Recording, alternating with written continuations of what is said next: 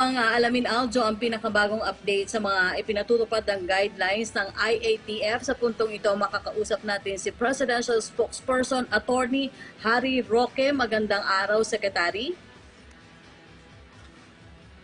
Magandang tanghali, Yusek Rocky at Anjo. Advance happy birthday po sa lahat ng mga ama. Balitang IATF po tayo. Nagpulong po ang mga miyembro ng IATF kahapon at ito po ang mga salient points. Paliliwanag ko po ito na mas detalyado sa aking briefing sa Malacanang sa Lunes. Inatasan ng National Task Force na evaluate ang ground level response ng Cebu City po, mula simula Lunes para magkaroon ng mas magaling na calibrated response. Paano po ito maisasagawa? Una, ang pag-aaral sa posibilidad na maglagay ng NTF Emergency Operations Center at magtalaga ng Visayas Deputy Implementer para sa Visayas Region 7 at ng buong Visayas. Pangalawa, ang paglalagay ng outpatient service sa mga temporary treatment and monitoring facilities dahil sa mababang utilization ng TTMFs at pagtaas ng bilang ng isolated individuals sa bahay. Pangatlo, ang pag-harmonize ng regional at national data ng DOH, DILG at ng NTF. Pang-apat, ang pag-improve ng management ng locally stranded individuals. At panglima, ang mahigpit at pare-parehas na pagpapatupad ng minimum public health standards sa high-risk areas katulad ng healthcare settings, palengke, supermarkets, government offices, workplaces at iba pa. Inatasan din po ang NTF na umpisahan ang assessment at planning para sa second at third phases ng National Action Plan. Para makontrol ang pagkalat ng COVID-19 sa bansa, ang NTF ay inatasan na i-harmonize ang Balik Probinsya program at ang locally stranded individuals. Ang DOTR, kasama ang DOST, DOH, MMDA at DTI, Bureau of Philippine Standards, ay inatasan na magpulong at alamin ang pinakaligtas at pinakaepektibong paraan para mabawasan ang transmission sa backriding sa mga motorsiklo.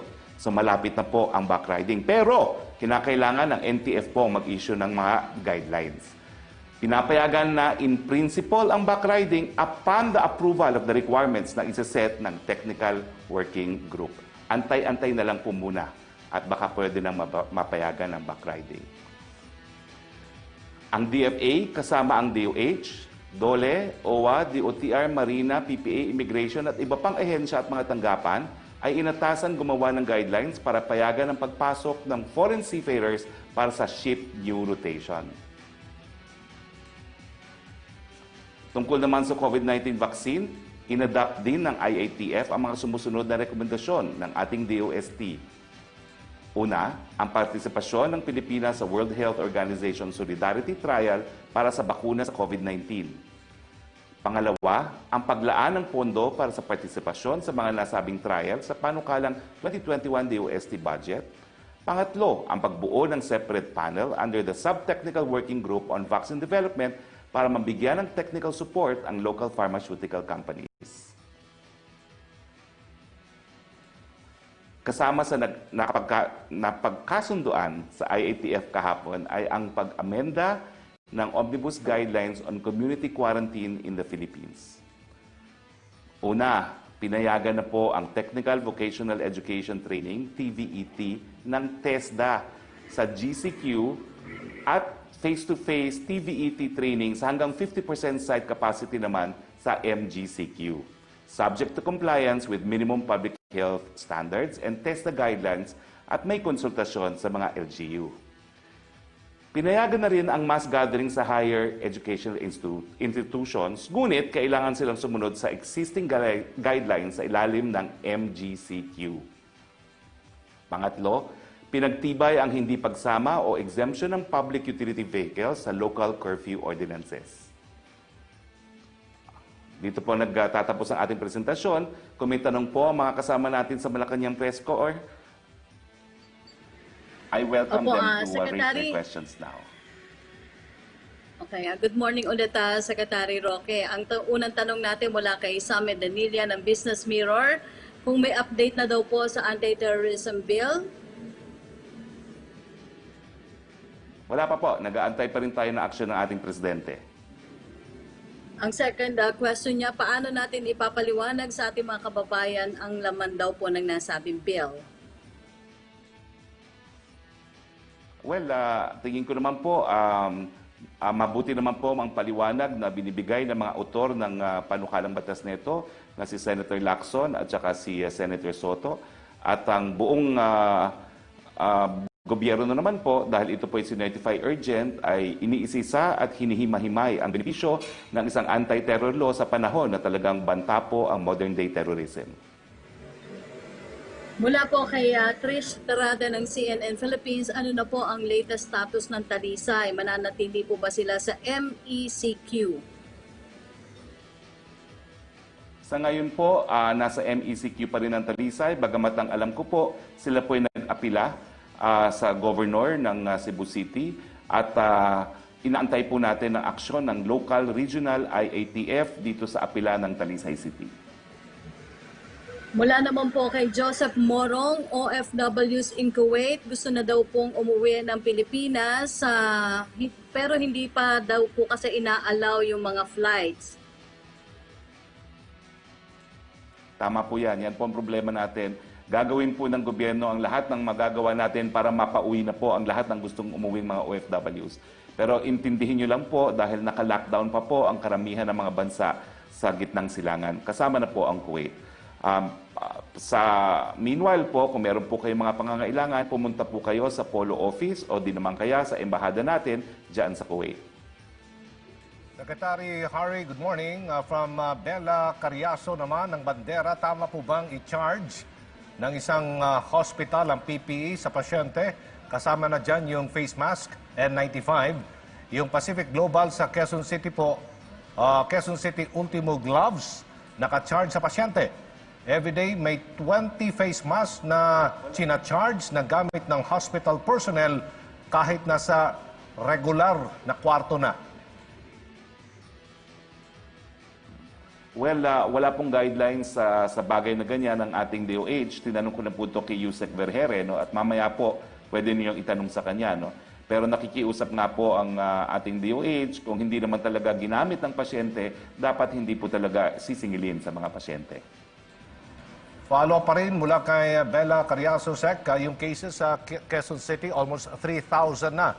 And sa mismong barangay namin, hindi lang dumoble ang kaso ng COVID sa isang araw dahil from 5 naging 16 sa span lang na isang araw.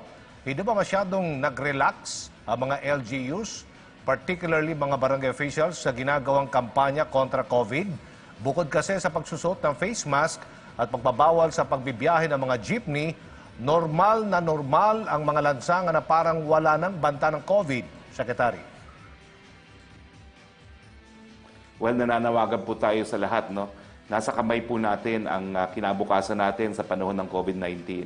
Nakikiusap po kami kung hindi talaga kinakailangan lumabas, maging homeliners, magsuot ng mask, manatiling malusog, maghugas ng kamay, gumamit ng mga disinfectants, at mag-observe po ng social distancing.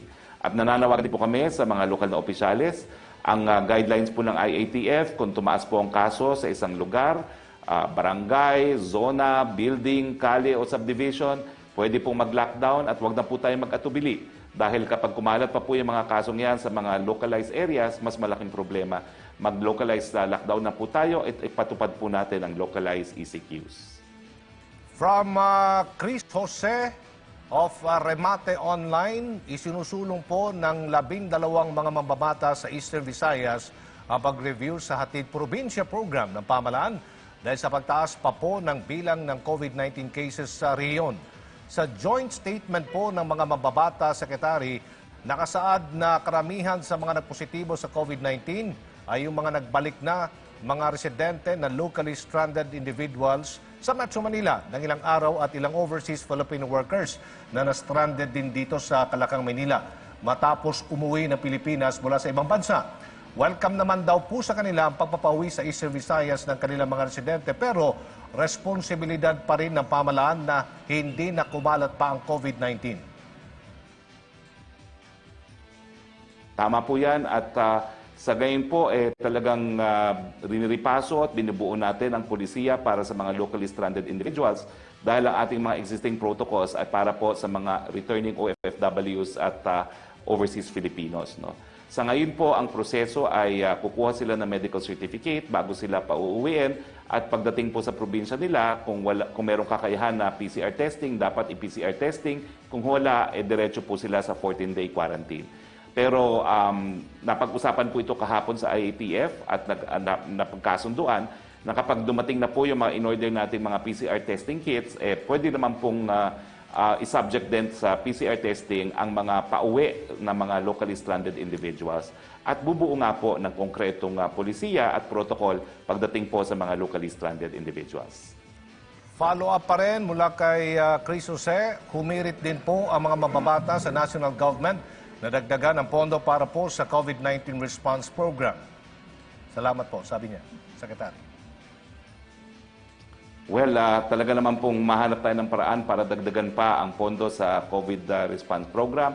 Nakikita nyo naman po, napakalaking halagang ginagastos natin pagdating pa lang sa PCR testing ng mga OFWs. Mula po noong Mayo hanggang ngayon, nakauwi na po ang 54,000 OFWs. Lahat po yan ay binigyan ng PCR test na lahat po ay binayaran ng PhilHealth, no? At ng gobyerno. So, konting pasensya lang po. Ngayon po, nagbayad na tayo ng mga buwis. Malalaman po natin kung magkano ang laman ng kaban ng bayan ngayon para malaman natin kung magkano pa ang pwedeng gastusin para sa COVID-19. Secretary, may tanong po si Vance Fernandez ng DZRJ. Welcome daw po kay PhilHealth Morales ang suggestion mo na iba na ang mag-implement ng Universal Healthcare Law. Sinabi pa niya na nais mo lang daw di umano ang kanyang pwesto. Ito po yung quote niya sa question ni Vance Fernandez. No problem with me, but he's not the president. He's the spokesman. These are two different things. Reaction niyo daw po. I leave it to General Morales. Kung sa tingin niya ako lang nagsasalita, think again. Dahil lang, bagamat ako po nagsulong ng Universal Health Law, certified urgent po yan ng Presidente at ulitin ko po, tinalaga siya matapos na-dismiss ang buong board at ang dating Presidente dahil sa alegasyon ng korupsyon. Kung talagang sa tingin niya po walang dapat gawin sa korupsyon, I leave it to him. From Abelia Carriazo ng Bandera, bukas po ipagdiriwang ang Father's Day. Secretary, Happy Father's Day po. At gaya po ng nangyari noong Mother's Day, kung saan dinumog po ang mga kung saan daw po dinumog ang mga bake shop disregarding the threat of COVID-19, lalo na ngayong bukas na po ang dine-in ng mga restaurant.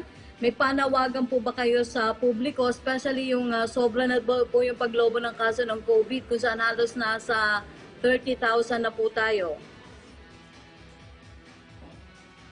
Well, ulitin ko po ang panawagan ng ating Presidente, no? Hanggat maaari po, wala pang bakuna, wala pang gamot. Ang tanging magagawa natin, mapabagal ang pagkalat ng sakit. Homeliners muna tayo, social distancing, good hygiene, at manatiling malusog. Mula naman po kay Ted Cordero ng GMA News Online, may update na po ba sa request ng Air Carriers Association of the Philippines nung po sa request nila for financial intervention from government, such as credit guarantee and access to emergency lines, since all of the local carriers laid off employees?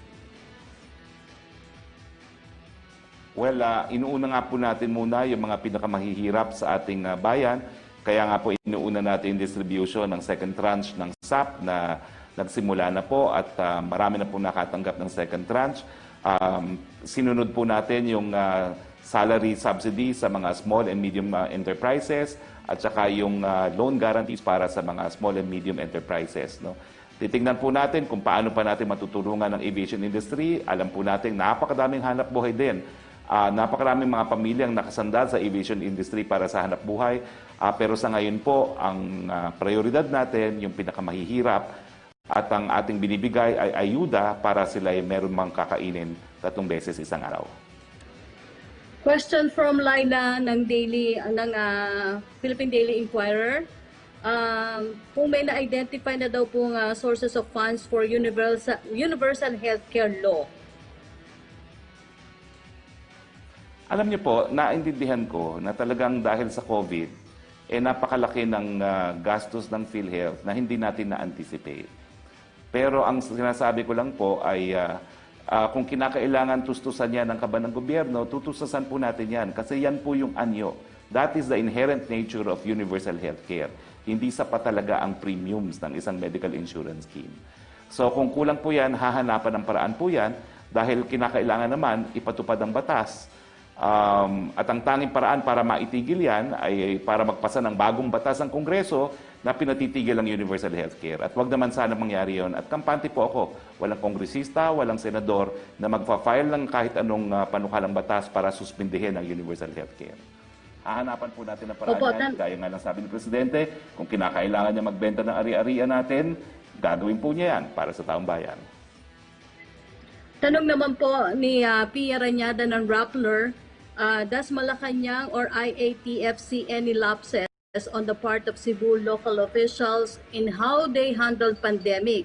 Is this why the government is considering assigning a Visayas deputy implementer for Visayas region? Well, siguro po ang kwento ng Cebu ay pwedeng maging kwento ng kahit anong bayan dito sa Pilipinas.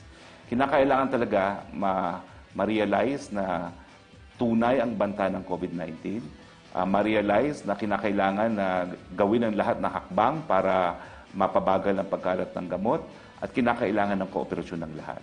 Tingin ko po, storya naman po ng lahat ng syudad yung pwedeng mangyari sa kanila. No? So ang hinihingi na lang po natin talaga ay yung kooperasyon at pagkakapit-bisig ng lahat, hindi lang po sa Cebu, kundi sa buong Pilipinas. Secretary, as we move to the second phase of the reopening of mass transportation on Monday, what do you think the riding public can expect and how will the government deal with the people who will take advantage of this just by the thought of going out? Well, alam niyo po, siguro matatapos na yung hinagpis natin sa kakulangan ng public transportation beginning June 22 po. Kasi no less than 3,600 buses na po ang lalabas at meron pang mga 1,500 na mga iba pang mga sasakyan. No? Pero kinakailangan po talaga mag-social distancing dahil wala na pong alternatibo. Kinakailangan siguruduhin natin na 50% capacity lang ang mga bus kasi bagamat kailangan natin ng transportasyon para makapagtrabaho, baka naman yung kawalan ng social distancing ang maging dahilan para magkasakit at mamatay. So ingat po at palaging isipin, habang walang bakuna, habang walang gamot, banta po ang COVID-19. Secretary, siyam na araw mula ngayon ay magtatapos na ang pinalawig pang General Community Quarantine dito po sa Calacang, Maynila. Ano ba yung susunod na plano hakbang ng pamahalaan tungkol po rito? Well, sa darating na linggo, magkakaroon na po ng preliminary review of data kasi meron na pong isang linggong nakalipas by then. No? At malalaman po natin kung mananatili ang GCQ, kung mag-further relax to MGCQ o kung babalik sa modified ECQ. No? Lahat po yan ay nakabato sa datos, nakabato sa siyensya. Tayo pong taong bayan ang magdedesisyon kung ano mangyayari sa ating mga lugar. At kaugnay pa rin po niyan, Secretary, marami tayong mga kababayan, mga OFWs, ang tumututol sa pagpapataw ng 3% premium sa buwan ng sahod ng ating mga manggagawa sa abroad. Ano po ang reaksyon ng pamunuan tungkol po dyan? Ang alam ko po, sinuspindi na ni Secretary Duque yung implementasyon ng implementing rules ng Universal Healthcare na nagpapataw ng mas mataas na premiums. No? Kaya wala na po munang basihan yung 3% na yan. No? Asahan po natin na pinag-aaralan po yan at titignan natin kung ano magiging desisyon. Pero yung implementing rules and regulation, yung portion po na nagpapataw ng mas mataas na premiums, yan po ay sinuspindi na ni Secretary Duque. Opo, Secretary, kunin na lang po namin ang inyong mensahe sa ating mga kababayan ngayong araw na ito. Well, unang-una po, ulitin ko, Happy Father's Day sa lahat ng mga yes ma'am, sa kanilang mga misis at sa kanilang mga anak.